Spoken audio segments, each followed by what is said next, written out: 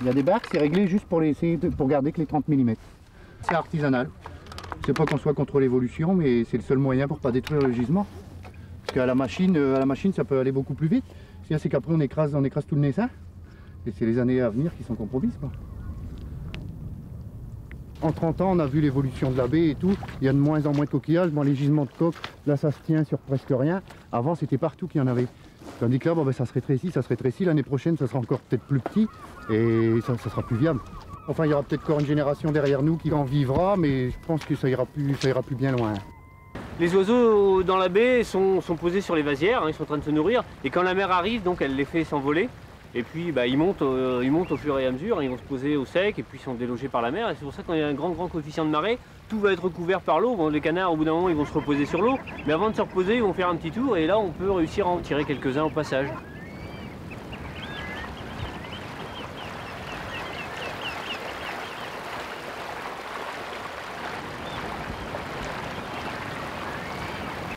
C'est sûr que quand on n'a pas l'habitude, on se demande où elle va s'arrêter, hein. La journée ça va encore, le pire c'est la nuit, hein, quand on entend ce bruit, hein, de la mer qui arrive. Souvent le vent monte déjà un peu plus, puisque la mer est là, la fraîcheur aussi. Il y a une ambiance un peu d'énervement, d'angoisse au moment où la mer arrive, la houle qui commence à se lever, etc. C'est vrai que si en plus le temps n'est pas très bon, on a toujours une petite appréhension, on se dit pourvu que ça aujourd'hui monte pas un peu plus, hein, un peu plus que l'habitude. Il y a eu, il y a quand même pas mal d'années, il y a une vingtaine d'années, il y a eu des morts une nuit en baie, hein.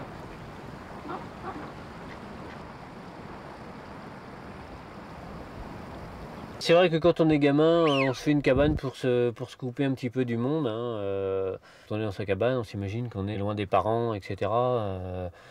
Qu'on est un petit peu un aventurier, un Robin des Bois, etc. Hein. Bon, nous on est peut-être des grands enfants, quand on est dans notre hutte, c'est vrai qu'on oublie un petit peu tous les soucis qu'on peut avoir, aussi bien au boulot, aussi bien dans la vie de tous les jours. Hein, là, on est un petit peu retranché dans notre cabane, on est un petit peu dans notre cocon, et puis il y a un film donc, qui se déroule devant nos yeux, le meilleur film pour nous, puisque le film qu'on aime regarder régulièrement et le plus souvent possible, hein, c'est la mer, c'est un simple trou d'eau avec quelques canards, mais ça c'est notre bonheur. Malheureusement, depuis quelques années, là, on veut nous l'enlever, ce rêve-là. Hein, voilà, c'est un petit peu une partie de notre vie qu'on veut nous enlever. Comment j'en suis venu aux bécassines? Parce que j'avais eu la chance, là aussi, il y a longtemps, il y a une trentaine d'années, d'aller dans un marais communal. On n'avait pas le droit de tirer de jour dans le marais. Donc, les bécassines y étaient au calme. Alors moi, dans la hutte, je regardais des heures entières les bécassines qui venaient se poser par 2, 3, quelquefois même 10 et 15. J'ai vu des gros voliers de bécassines, hein, à cette époque-là. Je m'étais toujours dit, je ferais un groupe de bécassines au repos, de les avoir tellement vues, c'est broué, une qui se gratte, qui dorme, debout sur une patte, couchée, une qui est en train de s'alimenter, là,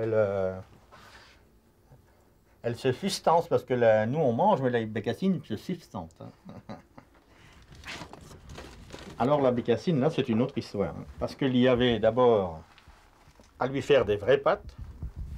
Il y avait ensuite à la peindre, à la décorer plutôt. Je n'y connaissais rien en peinture. Et il m'a fallu chercher l'outil.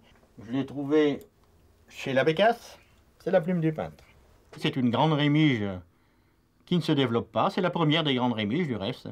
Alors c'est tout simple, hein, quand il y a un fond de peinture de fait au pinceau bien sûr, et puis après toute la décoration est faite à la plume du peintre. Un peu de peinture, quelques coups de plume, un peu de peinture, quelques coups de plume. Je me suis surtout intéressé à certains types d'invertébrés qui sont importants dans l'alimentation des oiseaux, et on a relativement peu d'espèces qui contribuent à l'alimentation des oiseaux. Hein. Dans le contexte actuel d'évolution de la baie de Somme, par exemple, on va vers une diminution de certaines espèces. Il y a certaines expérimentations en baie de Somme actuellement qui permettent de stimuler les peuplements de corophium, justement. Et là, comme ça ne fait l'objet d'aucune exploitation commerciale, c'est 100% pour l'alimentation des oiseaux.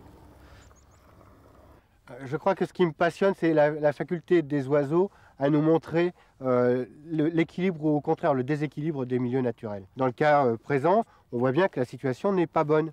Il n'y a pas d'oiseaux derrière nous. Ce n'est pas parce que nous les avons fait fuir, c'est tout simplement parce qu'il n'y en avait pas quand nous sommes arrivés.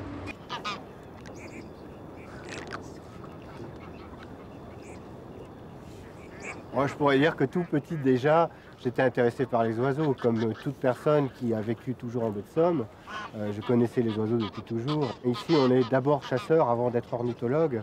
Et c'est évident que ça ouvre la curiosité sur un certain nombre de choses. Pourquoi est-ce que j'ai vu tel oiseau à tel endroit et pas à tel autre? Un tas de facteurs qui font qu'on est obligé de réfléchir à la gestion des milieux quand on est chasseur. Finalement, je suis passé du stade de chasseur, j'ai été chasseur jusqu'à l'âge de 20 ans, au stade d'ornithologue, qui n'est pas du non-chasseur, mais qui est une autre démarche, une autre approche de la nature.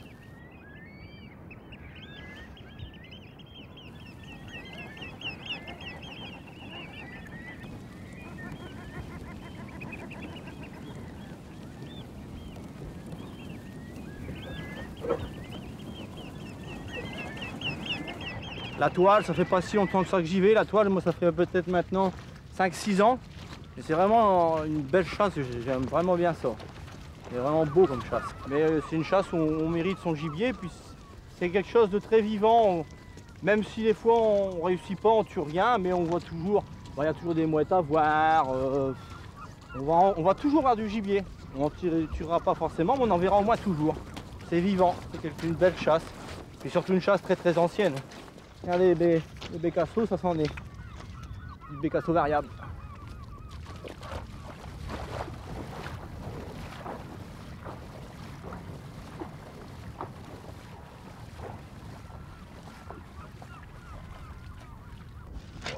On va installer. On les fait tenir avec des piquets en bois. Ça remplace les pattes. Et après on pique ça dans le sable comme ça.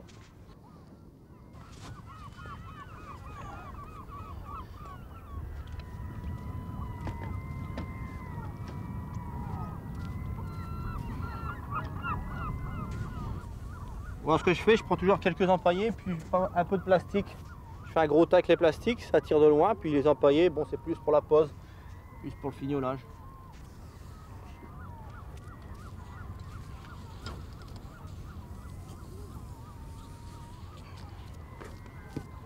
Il faut toujours aussi positionner ces blettes bec au vent. Les oiseaux ils se posent toujours face au vent. On va mettre 2 petits pluviers. Une fine pellicule d'eau comme ça fait ressortir les formes dessus. Ce qui fait que ça va briller un peu. Ça se verra de plus loin. Les gens peuvent se dire que ça ne marchera pas parce que c'est tout des lignes. Les oiseaux c'est jamais posé en ligne. Quand l'oiseau monte de travers, c'est pas des lignes qu'il voit, c'est des paquets.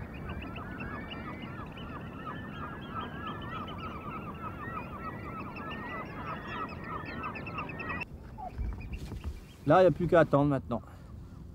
Il n'y a plus qu'à attendre que les oiseaux veulent bien passer puis se poser.